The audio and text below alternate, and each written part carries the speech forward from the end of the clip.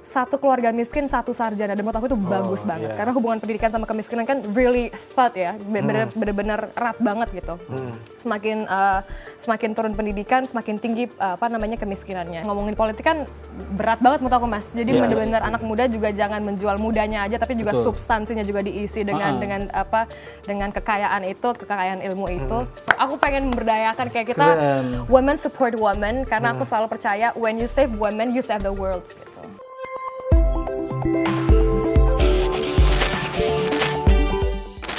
Open Table, Selamat datang.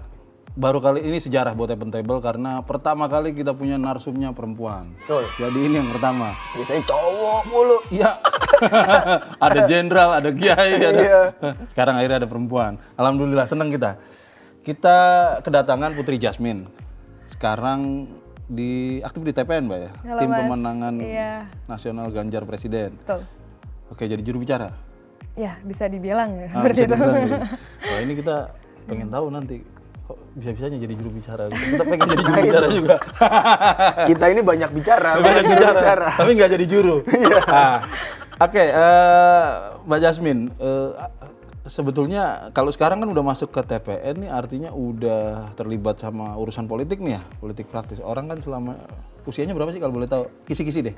25 tahun, Mas. 20, oh beda 2 tahun sama saya. Lagi quarter life crisis. Bahasanya anak sekarang ya. Orang sering kan menganggap gini lah, kalau usia-usia muda itu 30 bawah lah ya, biasanya males lah ikut-ikutan politik gitu, kok malah jadi juru bicara loh. Oke. Itu gimana ceritanya? Apakah Anda sebelumnya udah ada berpolitik gitu kan kemudian? Oke, sebelumnya aku terima kasih banget udah bisa main-main sama Mas Maki dan Mas Ahsan di sini. Ngomongin soal anak muda kenapa harus terjun ke politik ya. Sebenarnya bisa dibilang aku tuh independen, Mas. Belum masuk partai manapun juga gitu. Dan aku juga orangnya optimis bahwa anak-anak muda sekarang, Gen Z bisa dibilang ya, aku kan umur 25 gitu ya. Anak-anak sekarang tuh cerdas dan fokusnya itu lebih objektif dalam menilai capres dan cawapres ini gitu. Jadi sebelum aku memilih untuk terjun ke TPN, mungkin kita juga udah bisa lihat dari visi misinya beliau-beliau ini, dan aku yakin 100% semuanya putra-putra terbaik bangsa. Tapi ketika aku bedah dari visi misinya, kebetulan aku concern banget sama bidang pendidikan dan juga perempuan. Aku telaah masing-masingnya. Kalau misalkan di Pak Ganjar dan Pak Mahfud, aku jatuh cinta banget sama program yang 12 tahun pintar tanpa biaya. Terus juga beasiswa, ada cerdas dan ahli digital. Terus aku lihat di visi misinya juga bagaimana sistem pendidikan ini bukan hanya melahirkan sebagai sebagai labor buat pekerja aja gitu, tapi bisa jadi pengusaha, bisa diintegrasikan sama industri-industri di Indonesia gitu. Jadi ketika anak-anak muda tuh pasti kalau ditanya apa sih kekhawatiran lo gitu, oh unemployment, oh gue takut nggak dapat kerja, abis gue lulus gue kemana nih gitu. Dan aku ngelihat visi misi Pak Ganjar itu really concerns about those education systems di situ. Terus juga ada satu program satu keluarga miskin, satu sarjana, dan menurut aku itu bagus banget. Karena hubungan pendidikan sama kemiskinan kan really thought ya, bener-bener erat banget gitu. Semakin turun pendidikan, semakin tinggi kemiskinannya. Dan ngelihat dari rank PISA kita masih 89, rankingnya masih banyak illiterasi. Menurut aku pendidikan tuh bener-bener corong utama gitu loh, Mas. Apalagi Indonesia Emas 2045 yang biasa kita gaungkan kan. Aku nggak pengen bonus populasi, bonus demografi ini malah menjadi beban negara nantinya, malah jadi beban populasi gitu. Nah. Artinya di situ Yasmin melihat gitu ya, ada bahwa pendidikan ini bisa menjadi tangga untuk kemakmuran, kesejahteraan gitu ya di mata Mas Ganjar gitu. Betul. Ini serius ternyata. Serius banget ya? Enggak bener. Harus lebih chill. Anak Jaksel kan lebih chill. Kita malah seneng karena ya orang kan sering lihatnya begitu. Kita sering orang lihat anak-anak muda berpolitik, alah paling anak buahnya si Anu. Iya. Gitu. Dan ini juga, ini tuh mematahkan asumsi gua gitu bahwa anak-anak muda itu ketika melihat sosok politik itu cuman dari feed Instagram. Nah, iya betul. Ih gemoy, gitu doang gitu loh. Oh lucu, oh ganteng gitu. Makanya aku dukung dia gitu. Ternyata ini udah sampai membedahkan visi misinya dan membandingkan dari ketiganya. Karena harus objektif kan. Terus sampai kemarin kita sempat ketemu kan di acara di mana waktu itu ya, di Senayan ya. Kenalin kemudian sama Jasmine itu sampai bisa aktif terlibat begitu, gimana ceritanya? Jadi ya namanya juga ada proses ya Mas. Jadi ketika sudah diajak, jadi banyaklah pihak-pihak yang juga mengajak buat jadi tanda kutip jubir atau misalkan gabung ke partai gitu-gitu segala macam. Tapi aku masih kayak aku harus mengisi secara pendidikan, secara kematangan berpikir. Ngomongin politik kan berat banget menurut aku Mas. Jadi benar-benar anak muda juga jangan menjual mudanya aja, tapi juga substansinya juga diisi dengan kekayaan itu, kekayaan ilmu itu. Terus juga sampai milih ketapaan ya prosesnya ketika diajak sama senior-senior di sana ngelihat wah strukturnya gini-gini, wah ini ladang aku buat belajar. That's it. Itu doang intinya. Tapi gini Mbak Jasmine, biasanya orang itu kalau awal kecebur di politik itu gini, biasanya ngomongnya gini, ikut nggak ya? Yang paling dipertimbangkan biasanya politik itu kan kotor ya, gitu ya. Iya benar. Politik itu kan kotor, jangan sampai mengotori track record gue deh, gitu ya. Sampai ada plesetannya tuh Bang. Gitu ya? Apa tuh? Ada plesetannya tuh, poli itu banyak, tik itu setan banyak setan. Nah, ini tadi dia bilang lucu banget nih kalau ada orang berpandangan begitu. Kenapa?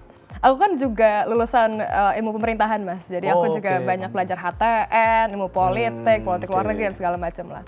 Memang kalau ngomongin antipati politik di anak-anak Gen Z gitu ya, karena yang kita lihat di layar-layar tuh cuma kasus korup ini dan segala macam. Tapi at the end of the day, aku akhirnya sadar dan really consider bagaimana dahsyatnya satu tanda tangan bisa merubah tidak hanya satu hajat hidup orang gitu, tapi seluruh majority of the nations gitu ya. Kasih contohnya. Kasih contohnya. Satu tanda tangan Udah kayak hujan skripsi banyak Mas. biar kita nggak gitu.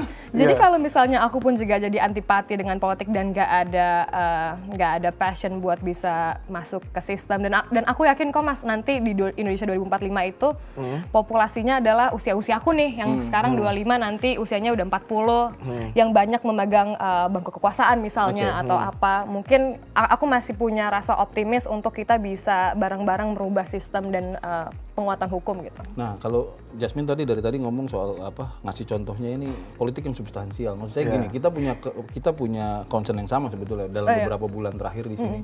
Orang sering kali terjebak ngelihat politik itu cuma just a game gitu. Dan kayak orang main catur terus gitu simbol pakai baju batik apa. Padahal ngaruhnya juga nggak ada gitu buat kita gitu loh. Terus ngomongnya gimana, apa yang disebut-sebut. Sementara tadi Jasmine menekankan soal substansinya bahwa ada tanda tangan yang bisa mengubah nasib jutaan orang gitu. Nah, ini kan menarik. Kalau artinya mungkin ini sebetulnya cara Gen Z atau cara anak-anak muda mendekati politik lewat isu-isu substansial gitu mungkin. Atau bagaimana? Betul. Jadi aku kan juga aktif ada media politik juga buat Gen Z, Mas. Oh gitu. Jadi benar-benar aku nggak mau. Apa promosiin dong? Nggak apa-apa. Meskipun Instagramku lagi di-suspend guys, lihat ada di YouTube ya. Ada namanya Politics, double E kayak Politics, lit-nya stands for literacy. Aku nggak pengen anak-anak Gen Z jadi antipati politik dan jadi sekarang kan banyak first voters dan juga swing voters kan. Swing voters tuh surveinya 48% ya Mas kurang lebih. Iya betul. Jadi aku pengen anak-anak Gen Z seumuranku atau anak-anak yang baru lulus SMA bisa memahami politik semudah dan sesimpel mungkin. Nggak harus memahami heavy on a theoretical things, gimana secara kebijakan, nggak, yang mudah-mudah dulu gimana caranya biar bisa, gue tuh mesti ya paham sama kebijakan yang dilakukan sama pemerintah gue karena menyangkut hajat hidup gue dan keluarga gue. Sesimpel itu aja. Itu lahir situ. Nah kalau tadi kita kan ngomong sekarang kan udah bergabung di TPN Ganjar Presiden ya. Artinya kemudian calon yang disupport jelas bahwa ini Ganjar dan Mahfud. Sejauh ini kalau tadi kan udah ngomongin visi misi Jasmine. Tapi kalau Jasmine sendiri ngelihat dua orang ini gimana sih, apa yang bisa kita harapkan dari mereka? Which is di sudut lain ada yang muda juga loh. Oh iya. Iya gitu kan. Oke. Kenapa pada akhirnya milih yang sini? Kemudian kan aku sosoknya apa sih? percaya muda itu soal cara Mas, cara memahami kayak tata cara, sistemnya. Menurut aku misalkan ada anak politisi, misalnya teman-temanku banyak juga politisi muda, anak umur 28 tahun yang korup misalnya, itu cara lu nggak muda.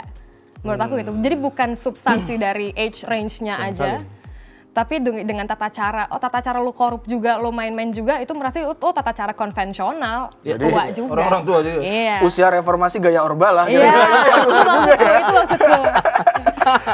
Dan kalau ditanya kenapa Pak Mahfud, aku tuh udah ngefans dari zaman SMP sih.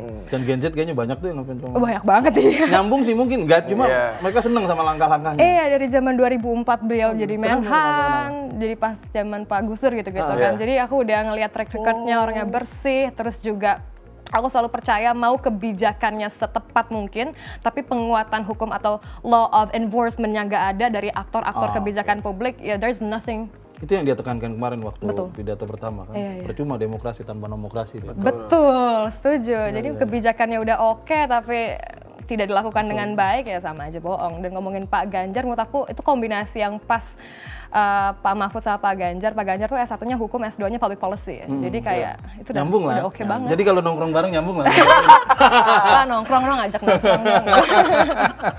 Belajar. Cuma gini, nah itu yang concern saya juga belakangan ini kosakata politik kita yang menurut saya agak menyesatkan. Kalau kita bicara ngomong sebetulnya kenapa kita kemudian mengidentifikasi ada pandangan politik anak-anak muda gitu misalnya. Sebetulnya kan basicnya adalah mereka nggak suka dengan gaya politik lama yang penuh angga unggu, yang penuh kerumitan, ngumpetin sana sini. Mereka pengen yang to the point. Isunya apa kan soalnya itu. Sebetulnya bukan soal usia sebetulnya. Betul. Tapi karena biasanya yang model-model politiknya itu dikuasai oleh orang tua, kemudian kan jadi begitu. Generasi boomer lah.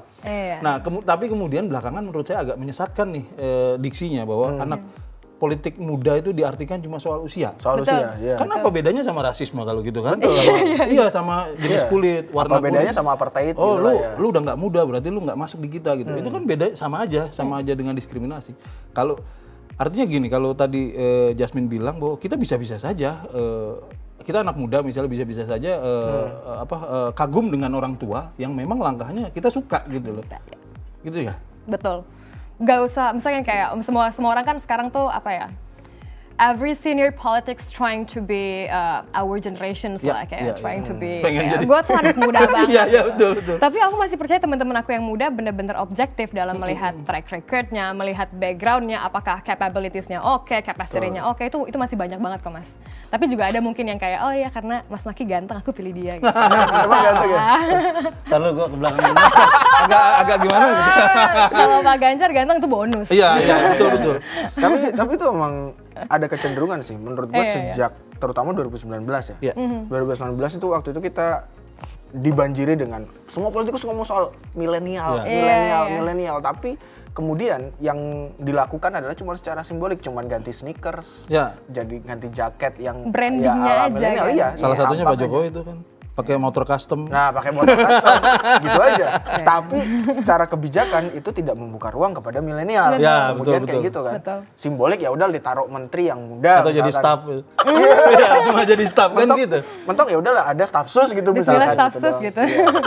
Tapi kalau Jasmine punya ide nggak sih gimana cara mengintegrasikan teman-teman muda di dalam politik? Kalau misalnya katakanlah begini, Ganjar Mahfud menang, kemudian Jasmine punya visi nggak? Anak-anak muda ini seharusnya ngapain? Karena kan selama ini kita udah coba yang model kosmetik kan, ada staff milenial, ada apa, tapi ternyata ya nggak mengubah apa-apa tuh, malah bikin kita kok begini gitu ya. Malah kalau Jasmine sendiri di perjalanannya pada kena kasus kan, waktu itu ada goncangan kan. Waktu itu sampai ada yang mundur, gitu ya. segala macam. Nah, kalau Jasmine sendiri ngeliat gimana sih anak-anak muda itu harusnya perannya kemana nih kalau di politik gitu?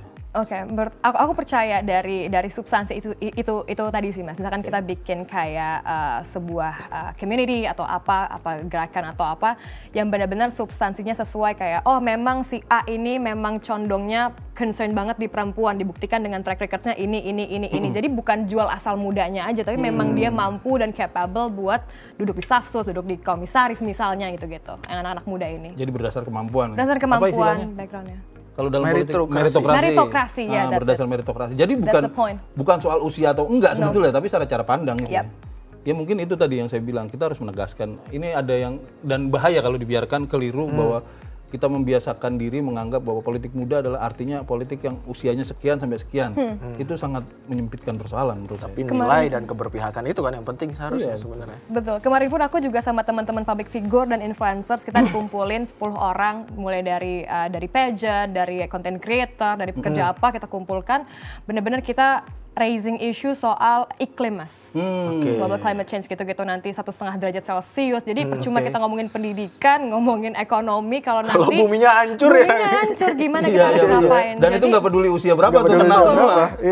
Jadi karena anak-anak muda semua, ada yang artis, ada yang apa, kita kumpulin dengan sesimpel mungkin. Kita punya power itu dari followers kan Mas. Suarakan isu iklim ini dengan bahasa yang merakyat. Karena kesannya kalau ngomongin iklim kan elitis banget, Iya. ngomongin climate change, ngomongin apa, yang ngomongin apa gitu. Jadi dari zaman 2019 waktu aku aktif di Abang None Jakarta, aku juga suka keliling Jakarta, Mas, Jakarta Oh Timur. iya, Abnon ya. Saya dengar-dengar. Abnon mana? Ada mantan nggak? Enggak sampai. Terus ketika aku turun ke masyarakat tuh kayak ngomongin iklim tuh kayak, wong besok aja anakku nih mau makan apa neng gitu. Jadi baru kita harus menyuarakan itu dengan sesimpel dan semudah mungkin, Mas. Karena ngomongin climate change sebenarnya itu akan kena ke setiap elemen di masyarakat. Misalkan nelayan, petani sampai yang atas. Itu yang tadi aku bilang. Hari ini kita ngerasain nggak enak. Betul. Ya kan? Apa namanya sejauh ini kalau di TPN itu ngobrol-ngobrolnya apa soal apa interaksinya sama teman-teman, Jasmine? Kita lebih aktif ke anak-anak muda, jadi kita benar-benar sharing aspirasi, gagasan apa, sebenarnya apa sih permasalahan kita. Oke, Kak Jasmine, menurut aku dari pendidikan, oke, menurut lo apa nih? Jadi kayak benar-benar kita diskusi, benar-benar kita iniin, sampai kita mau sampaikan ke Bapak juga, Pak, ini Pak, Bapak harus concern di sini, karena anak Gen Z itu di sini, gitu. Sampai ngobrol gitu ya. Sejauh ini siapa aja yang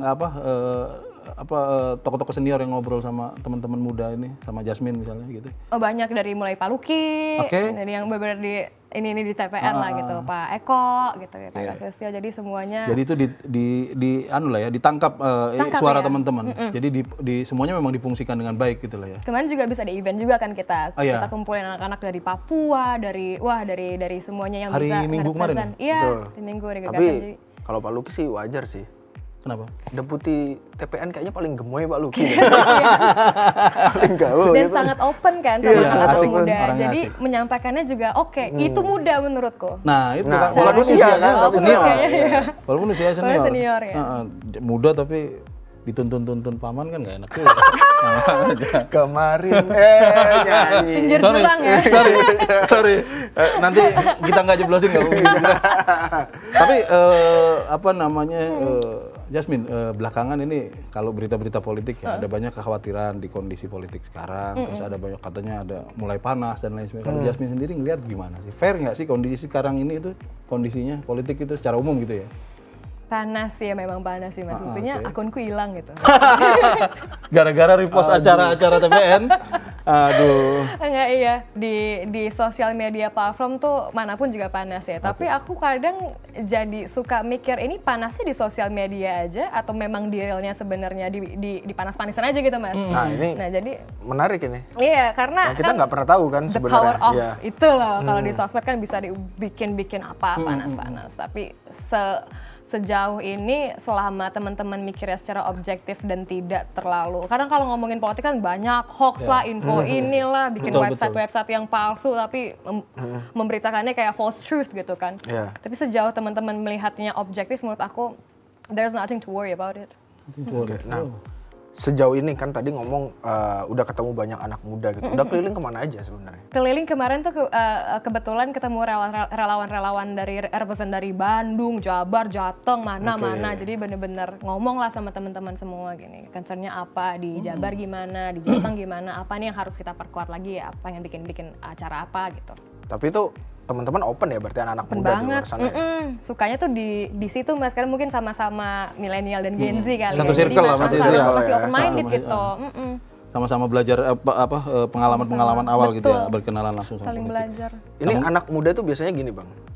Ketika terjun ke politik, itu tantangannya mungkin malah bukan outer circle, tapi inner circle. Maksudnya gimana nih? Keluarga, ada kekhawatiran dan lain-lain. Beda ini ya, cara pandang. Cara pandang dan lain-lain. Nah, kalau Yasmin gimana ketika kemudian memutuskan berpolitik praktis ya hari ini gitu, even tanpa partai gitu, tapi sudah mendeklarasikan dukungan lah ke Ganjar dan Mahfud. Orang tua, keluarga, inner circle, sahabat dan lainnya, gimana penerimaannya sendiri? Aku anak tunggal dari Sumatera, tapi kebetulan keluarga aku tuh demokratis, Mas.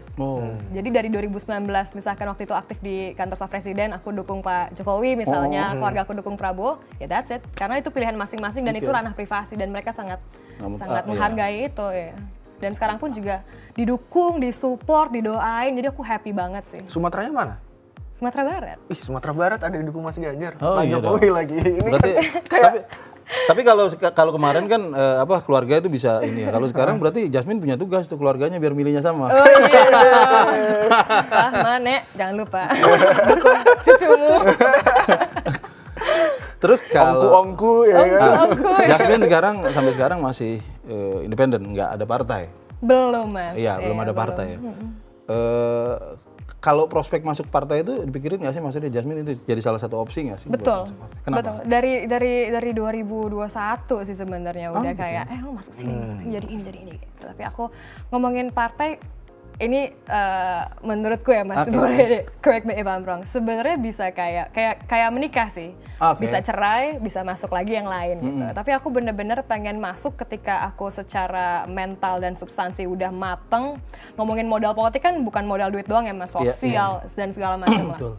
Jadi pengennya pas udah masuk, udah konkret visi misinya sesuai sama aku, ya udah jalankan dengan hati gitu.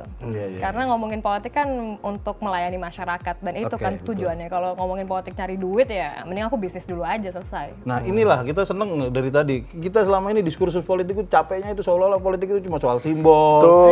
Yang tua-tua ini ngomongnya kayak begitu. Iya, kalau bahasa orang tua juga nih, P kecil mulu ya dibahas. Politik dengan P kecil. P besarnya ini justru yang ngomongin anak-anak muda. Iya. Gitu. Dan nggak pakai tenang aja Pak Prabowo gitu, nggak pakai begitu-gitu. Iya.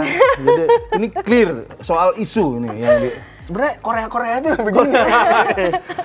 Mungkin pertanyaan penutup nih, Jasmine. Kalau ada ya teman-teman muda yang ngelihat Jasmine, asik juga nih kayaknya, kayak Kak Jasmine, saya juga pengen deh berkenalan sama politik.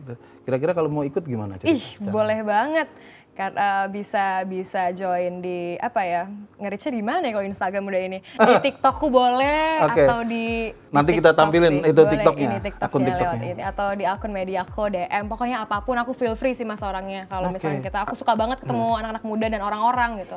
Atau mungkin gerakan di Ganjar Mahfud yang anak-anak muda bisa terlibat, ada nggak apa gitu? Ada, kita lagi bikin juga, ada gagasan pemuda, ada banyak pion-pionnya sih, dan aku juga lagi bikin nih gerakan untuk perempuan.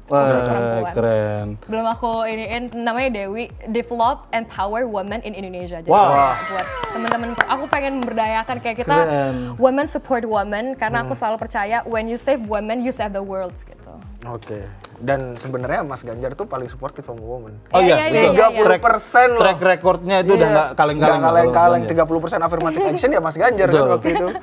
Dan waktu itu bodo amat orang sebetulnya ya. Politikus-politikus zaman itu bodo amat gitu. Pas baru berasa ya ini sekarang. Baru berasa sekarang mereka bisa duduk di perempuan itu harus diposisikan sebagai hal yang penting. Oke, keren banget lah. Nanti kalau udah keluar aku bilang sama Mas Makian, namanya Dewi nanti. Iya. Iya harus bilang. Biar kita promosiin juga. Tamu perdana wanita kita. Dan sangat menyenangkan. Keren banget lah. Keren banget. Makasih Yasmin. Makasih Mas. Semoga kita bisa ngobrol-ngobrol lagi kayak begini. Siap. Tos dulu. Siap. Open table. Terima kasih.